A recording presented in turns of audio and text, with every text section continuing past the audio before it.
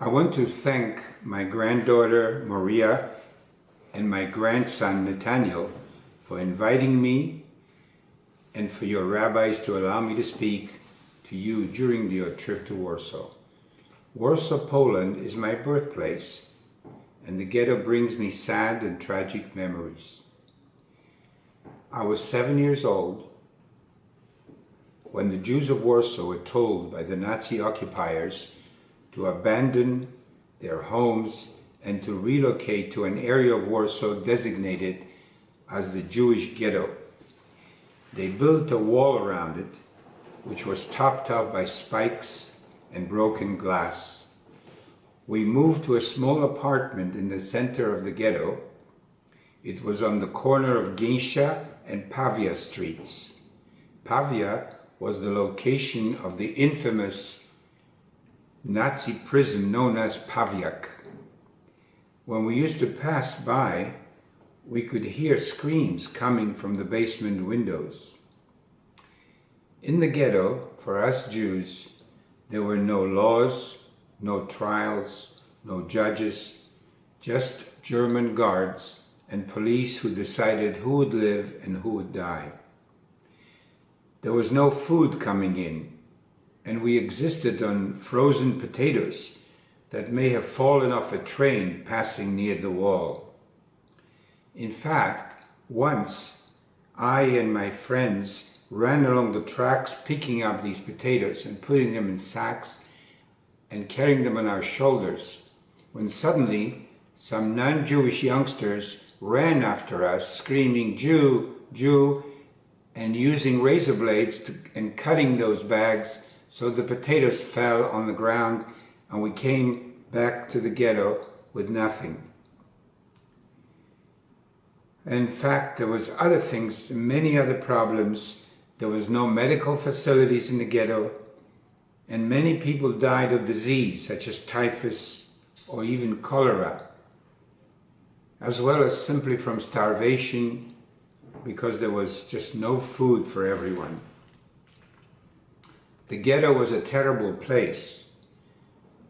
People who died were left on the streets, some covered by newspapers, since the Jewish cemetery was located outside the ghetto wall and the Germans would not allow the coffins to be brought into the cemetery.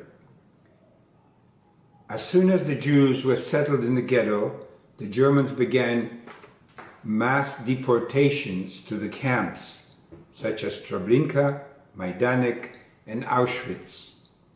People were told to bring their best possessions with them because they would be allowed to bring everything and they would be going to a better place. Many people believed this lie and did so. The place from which the trains departed was known as Umschlagplatz, a large railroad yard. My parents, my sister, and I were marched together with hundreds of others to this terrible place of no return. The column of marchers was surrounded by Nazi guards with guns and dogs, and if someone stayed behind or fell down or tumbled down, the Germans would set the dogs on them.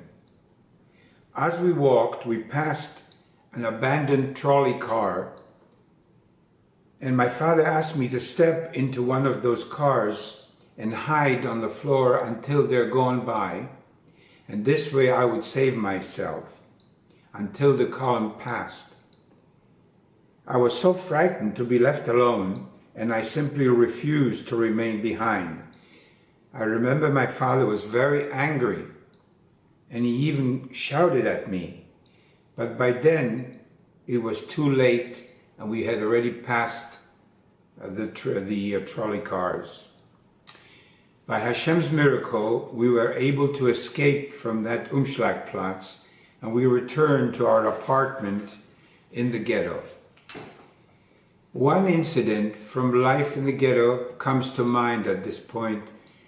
As more and more Jews were being rounded up for deportation, we would try to hide whenever we heard the German police coming close.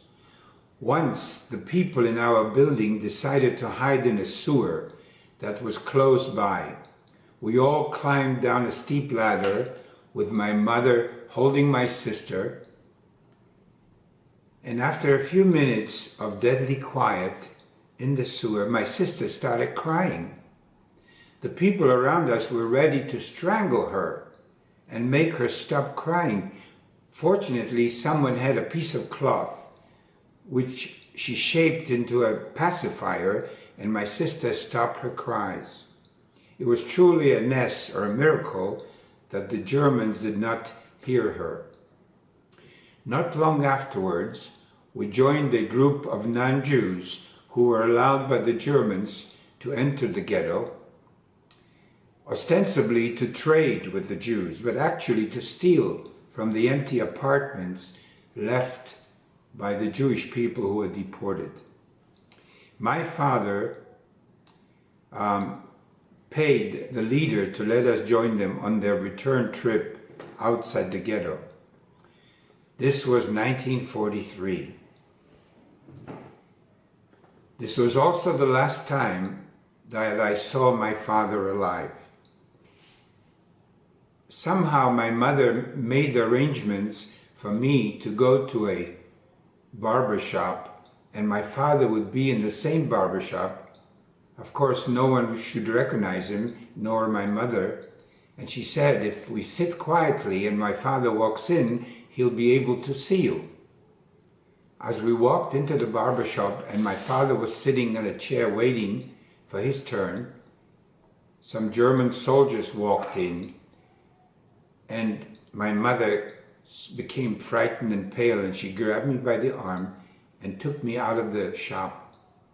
So that was the last time I saw my father. Another incident that I remember, my father and I were walking on Geisha out of our apartment, and suddenly, by the way, Geisha, I think, was separated. In the middle of the road there was a wall. One side of the street belonged to the ghetto, and the other side was for the non-Jewish people. As we were walking on our side of the street, my father was holding my hand. Suddenly he grabbed me and pushed me in the middle of the street against that wall, and I heard shots. Apparently someone from the non-Jewish side, probably a German, started shooting at the ghetto side, and we would have been hit if we hadn't gone and run against that wall. And that was very frightening. Of course, I was a little kid then. I was only like 6 or 7 years old, and my mind was not tuned into this kind of a danger. But then I realized what my father was doing. The other thing I wanted to tell you was that when we joined that group of non-Jews who took us out of the ghetto, basically, as we crossed over the wall, the German guards, these checkpoints, looked at all the names, and somehow, by some miracle, he didn't count everyone, so they just let us go through with that group of people. But as we crossed and we went on a regular street among the non-Jews, suddenly a Polish policeman stopped the whole group, and he looked at everyone, and he picked out a woman and my father, and he says, "You two come out of the line, come with me." None of the others said anything. My mother grabbed me by the hand and just held me very tight, not to speak and not to say anything, because I was going to run after my father.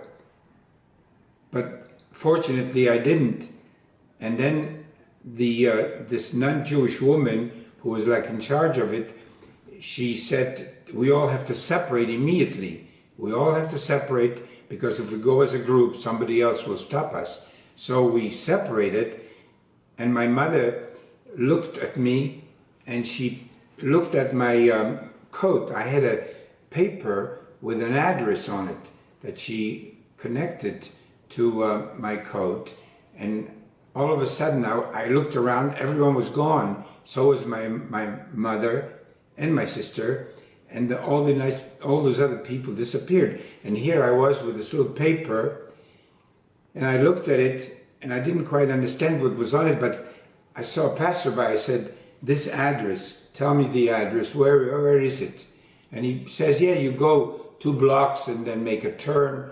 And so I started walking. It turned out to be a warehouse where my father would store furniture, and then this warehouse was now owned by a non-Jew. So I knocked on the door, and someone came to the door and let me in. He says, "Oh, you must be Itchik's son. I was told that one day I'm going to have to help you." And he took me inside and he said, "This is where you're going to stay till your mother or father come and get you." And the warehouse was filled with furniture, and it was dark, there were no lights. I was frightened, there looked like shadows on the walls, and I was sitting down on one of the couches and just trembling and waiting for someone to come. And no one came for a long time. Finally, before the night was out, my mother arrived, and she told me that my father was able to get away by bribing the police, and they let him go, and he's fine, and now he's hiding someplace and she doesn't even know where. So those were the 2 incidents that come to mind. Now, at the end of the war, I was, of course, with a non-Jewish family named Kosman, who kept me for 2 years, and I lived with them. Now, getting back to how we escaped from the ghetto, you see, those people that came in to steal from Jewish homes, we were able to join that group, and we left the ghetto with them. Of course, it was not free. My father paid them money in order for us to join them. So my parents, sister, and I spent the rest of the war in hiding. I was placed with a Christian family. My sister ended up in an orphanage, which was run by the nuns, and both my parents changed their identity. My father, may his neshama rest in peace, did not survive. He was killed 3 days before the Russian army liberated Warsaw in 1945. And my sister was with a non-Jewish family as well, but what happened with her was that this non-Jewish family was, I guess, afraid to keep her, and there was an orphanage nearby. They took her to the orphanage. It was run by the nuns, as I said before, and they told the nuns that they found her in front of the door, and they don't know who she is, she may be Jewish, and so the nuns took her in and put her among all the other children. When the war was over, my mother went to Katowice, which is the place where my sister was last with those non-Jews, and she confronted them, and they says, "Where is my daughter? Frida, where is she?" And they first denied that they even knew my mother, or my sister. They said, "Go away, you crazy woman, we don't know anything." My mother ran downstairs, and she stood in front of their apartment house, and she was crying. A Russian jeep stopped in front of the house, and a Russian soldier came out and said, "Why are you crying?" And she told them in so many words what happened. And these Russians, with guns, went upstairs and confronted that couple that said, "You took away this woman's child." And they pointed the guns at him, and this man, the husband, became so frightened, he was shaking, and he right away said, "Yes, we were afraid. Well, we knew the Germans would kill us if they found the Jewish child that we were hiding, so we took her to an orphanage." Well, the Russian soldiers took my mom and that couple, put them in the jeep and drove to the orphanage, and confronted again the nuns and said, "On this and this date, these people brought a child here. Where is she?" The nun said, "Let me look at the records," and she found the record of the admission of a child, and on this and this date. And she says, she told us her name was Zosha. And so we put her with the children. We didn't know who she was. And "Where is she?" my mother says. And they pointed out to a little child in the playground with other kids. My mother ran down, and she started hugging her, and poor Frida was frightened. She didn't recognize my mom. And the nun said not to frighten her, just do it slowly. Go home, come back, bring some candy the next day, and so she will get used to seeing you, and you will then be able to take her home. And this is what happened. That's the way my sister came back to us. In this short video, there was just not enough time to deal with all the events that led to our survival. Thus, I will conclude by simply telling you how proud I am that all of you are here and are anxious to know and to learn about our people's history. With so many Holocaust deniers and even skeptics, it is important to hear experiences of eyewitnesses who have actually been there and lived through the horrors of what our ancestors had to endure. We, the survivors, are depending on you to keep the memories of our Kedoshim alive long after we are gone, and all that's left is our testimony. May Hashem bless all of you. Thank you.